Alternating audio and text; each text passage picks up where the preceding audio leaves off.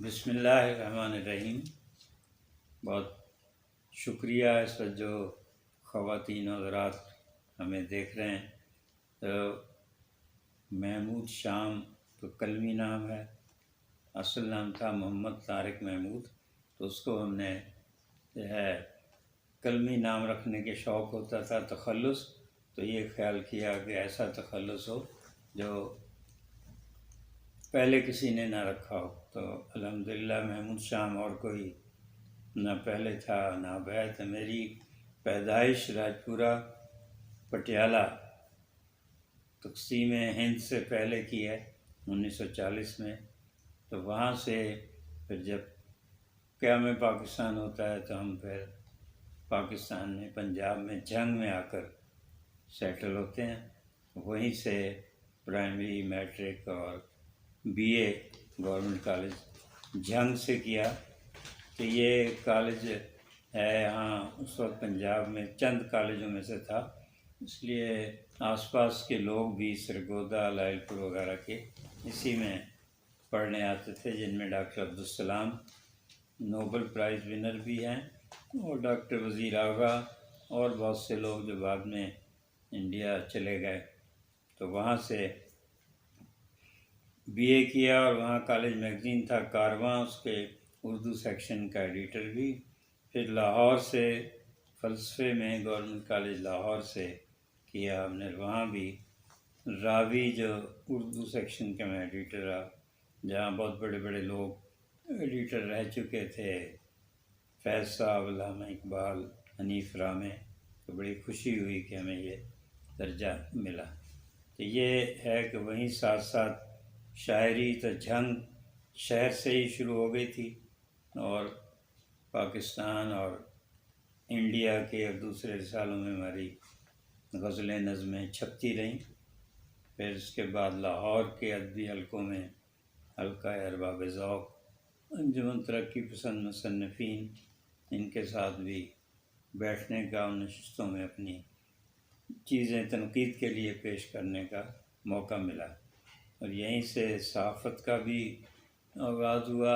روزنامہ نوائے وقت کا ہفتہ روزہ قندیل بہت اس وقت کا مقبول ہفتہ روزہ تھا، کیونکہ یہ اخبار جہاں، اخبار خواتین وغیرہ اس وقت نہیں تھے۔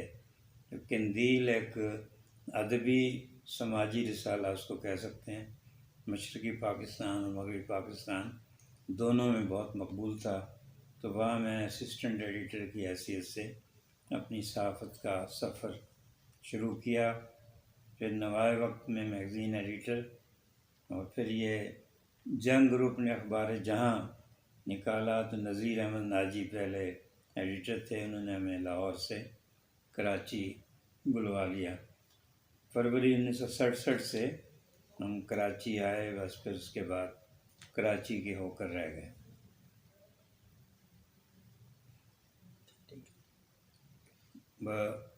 باقی یہ جو ہماری کتابیں ہیں، شاعری کے 6 یا 7 مجموعے چھپے۔ کارڈویس باز میں ایک نظم، طویل نظم لکھی تھی، جس کی افتتاحی تقریب شہید ذوالفقار علی بھٹو نے مہمان خصوصی تھے۔ اس کے بعد ایک آخری رقص، جس میں نظمیں ہیں اور غیر ملکی نظموں کے تراجم ہیں۔ اس کے بعد چہرہ چہرہ میری کہانی، یہ باقاعدہ میں اپنا غزلوں کا مجموعہ جسے کہتے ہیں۔ 1976 میں اس کی کراچی پریس کلب میں تقریب ہوئی۔ مولانا کوثر نیازی مہمان خصوصی تھے، وزیر اطلاعات۔ اس میں ابن انشا بھی شریک ہوئے، اور شوکت صدیقی صاحب، ابراہیم جلیس اور جمیل الدین عالی۔ تو یہ بڑی شخصیتیں، انہوں نے حوصلہ افزائی کی۔ اس کے بعد ہمارا کتاب ہے نوشتہ دیوار، کہ جیل میں کچھ چیزیں جو لکھیں جنرل ضیاء الحق کے زمانے میں، جیل میں، کراچی سینٹرل جیل، پھر حیدرآباد سینٹرل جیل میں، تو وہ چیزیں نوشتہ دیوار میں چھپیں۔ اس کے بعد قربانیوں کا موسم۔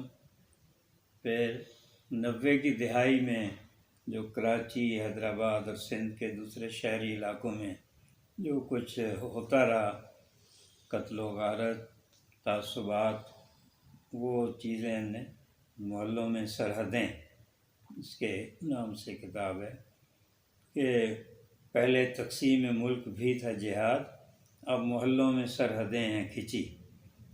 تو یہ جو محلوں میں بیریئر لگے اور ایک دوسرے سے بالکل تعلق قطع ہونے لگا، وہ ساری نظمیں غزلیں محلوں میں سرحدیں اس میں ہیں.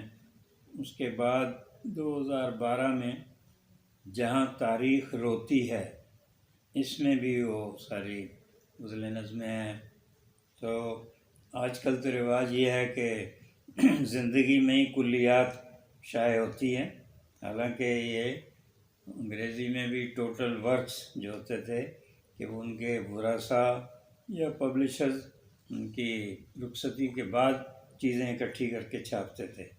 آج کل یہ نیا رواج ہو گیا کہ زندگی میں ہی کلیات چھپ رہی ہیں اور کلیات کے بعد بھی لکھتے رہتے ہیں. تو ہم نے اس کے بجائے انتخاب شائع کیا، اپنے 6-7 مجموعے دوبارہ چھاپنے کے بجائے ان میں سے انتخاب کیا. اس کا نام رکھا تھا بیٹیاں پھول ہیں. تو یہ ہماری نظم ہے بیٹیاں پھول ہیں، جو بہت مقبول رہی ہے، اور بیٹیوں کی شادی کے موقع پر اپنے دعوت نامے میں بھی اس کو لوگ شامل کرتے ہیں. یہ بیٹیاں پھول ہیں، ماں باپ کی شاخوں پہ جنم لیتی ہیں، اور باپ کے دل کی باپ کی آنکھوں کی چمک ہوتی ہیں، ماں کے دل کا سکون ہوتی ہیں. تو پوری نظم تو اس وقت یاد نہیں، لیکن اس میں یہ ہے کہ بیٹیاں پھول ہیں، سوکھتی ہیں نہ کبھی ٹوٹتی ہیں، ایک نئی شاخ پہ کچھ اور نئے پھول کھلا دیتی ہیں. تو یہ ہے. اس کے بعد اب بیٹیاں پھول ہیں کے بعد بہت کچھ لکھا جا رہا ہے، خاص طور پر کووڈ کے زمانے میں. تو کیونکہ گھروں میں محصور ہو کر رہ گئے تھے، تو اس وقت ہر روز ہی کوئی غزل نظم ہوتی رہی. اور جب یہ کووڈ شروع ہوا ہے تو بہت زیادہ ایک پریشانی، بے چینی تھی. اس وقت بالکل ابتدا میں ہی مارچ 2020 میں ہی نے شعر لکھا تھا جو بہت مقبول ہوا کہ عجیب درد ہے جس کی دوا ہے تنہائی، بقائے شہر ہے اب شہر کے اجڑنے میں. یہ بہت عجیب لگتا تھا کہ لوگ کہتے ہیں یہاں بھی بند ہے، یہاں بھی کوئی نہیں جائے گا، ادھر بھی نہیں، اور اسی سے شہر بچ سکتا ہے. تو یہ بھی ہم نے زمانہ دیکھا کہ شہر کے اجڑنے میں ہی اس شہر کی بقا تھی. پھر یہ 2022 میں جو سیلاب آیا اس سال، اس سے بھی ظاہر ہے کہ جو لوگوں کی حالت زار دیکھتے تھے، خاص طور پر بلوچستان اور سندھ میں تو بہت زیادہ تباہی مچائی. اور پھر ہماری جو سندھ کے حکمران ہیں، وڈیرے ہیں، ان کی بے حسی کہ اپنی زمینیں بچانے کے لیے دوسروں کی زمینوں کی طرف پانی چھوڑ دیا. اس کے بعد یہ جھیلیں جو صاف پانی کے لیے ہمارے ایک سر چشمے ہیں پینے کے صاف پانی کے، وہ بھی جو ہے بغاوت پہ اتر آئیں، انہوں نے بھی تباہی مچائی. اب تک سیلاب زدگان کی پوری طرح بحالی نہیں ہوئی ہے. اس پہ بھی کافی چیزیں لکھیں، کالم بھی لکھے اور غزلیں نظمیں بھی. تو آپ سے زیادہ ادب و شعر کی بات ہوئی، لیکن دوسری ہمارا میدان صحافت ہے.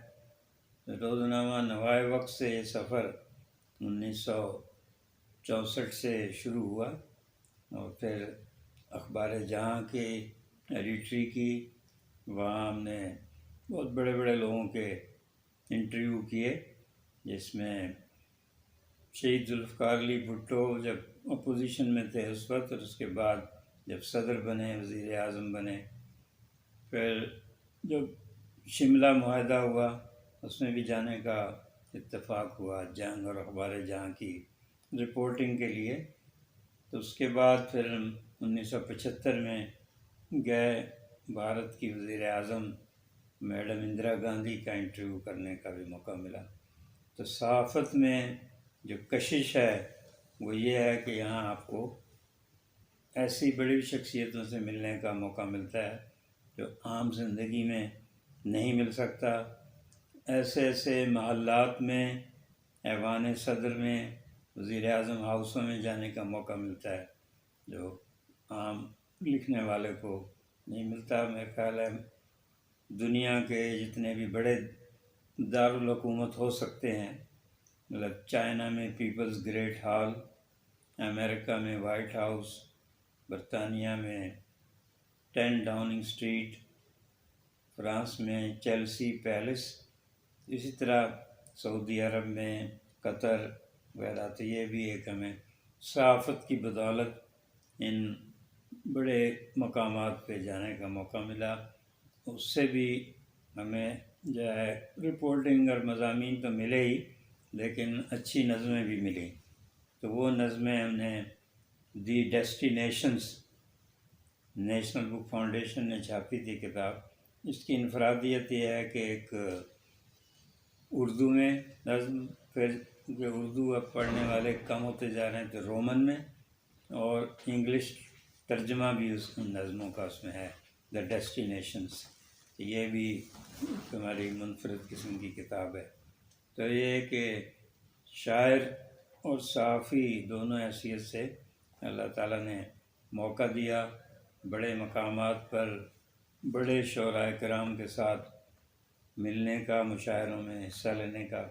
مثلاً ساحر لدھیانوی سے بھی ہماری 1-2 ملاقاتیں رہیں، مجروح سلطان پوری، ان سے جوش ملی آبادی اور جمیل الدین عالی، قتیل شفائی صاحب سے بہت اچھی نیاز مندانہ تعلقات تھے۔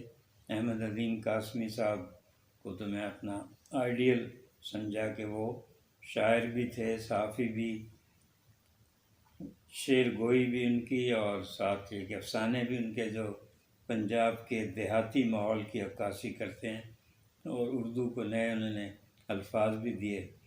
اور قاسمی صاحب کا ہے شعر یاد آئے تیرے پیکر کے خطوط، اپنی کوتاہی یہ فن یاد آئی، اور دور جب چاند افق پر ڈوبا تیرے لہجے کی تھکن یاد آئی۔ تو یہ بہت ہی قادر الکلام شاعر اور بہت نفیس شخصیت ہے، ان سے بھی ملاقات رہی، فیض صاحب سے بھی ملاقات رہی۔ تو اس لحاظ سے میں اپنے آپ کو خوش قسمت سمجھتا ہوں کہ اپنے عہد کے جو بڑے نام تھے سیاست میں، صحافت میں، شعر و ادب میں، تعلیم میں، ان سب سے ہمیں موقع ملا ملنے کا۔ تو اللہ تعالیٰ کا شکر ادا کرتے ہیں کہ صحت اور عزت کے ساتھ جو ہے زندگی جو باقی ہے وہ بھی گزر جائے، اور جو ہمارے پڑھنے والے ہیں وہ بہت حوصلہ بڑھاتے ہیں۔ اور ہم نے کبھی سرکاری ایوارڈ کوئی قبول نہیں کیا، کیونکہ میں سمجھتا ہوں کہ جو ہمارے قارئین ہیں ان کی جو پسند ہے کہ وہ ہمارا کوئی کالم پسند کر لیں یا شعر، وہ میرے لیے سب سے بڑا ایوارڈ ہے۔ تو بہت شکریہ۔